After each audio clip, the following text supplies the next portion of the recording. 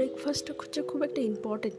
তো এখানে আমি নিয়ে নিয়েছি মুসুর ডাল। তো চাল আর মুসুর ডালটা জাস্ট 5 মিনিট 10 মিনিট যেটুকু টাইম হয় সেটুকু টাইমের জন্য ভিজিয়ে নিতে হবে। ভিজিয়ে নেওয়ার পর সেটাকে আমি মিক্সি গ্রাইন্ডারে দিয়ে পেস্ট করে নেব। ভেজিটেবলসটা আপনি আপনার পছন্দ অনুযায়ী সব অ্যাড করতে পারেন। ছোটো ছোটো করে কুচি করতে হবে। আমি একটুখানি লঙ্কা কুচি, পেঁয়াজ কুচি আর একটু টমেটো কুচি দিয়ে দিয়েছিলাম। আজকে আমার কাছে এগুলোই ছিল।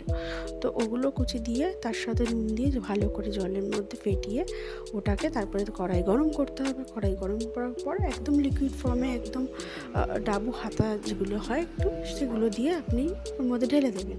তো তারপরে এপিট ওপিট করে ভালো করে ভেজে নিয়ে সুন্দর করে তুলে নেবেন। আমার বন্ধুরা আমাকে অনেকবার বলেছে যে আমি কেন ইউটিউব চ্যানেল খুলছি না, কেননা রিলসে আমি প্রচুর ভিডিও পোস্ট করি। তো তাদের অনুরোধ বা নিজেরও একটা ইচ্ছে ছিল, ফাইনালি আমি ইউটিউব চ্যানেল খুলেই ফেলেছি। আমার চ্যানেলের নাম হচ্ছে মাম্মা উইথ মিনু লাইফ।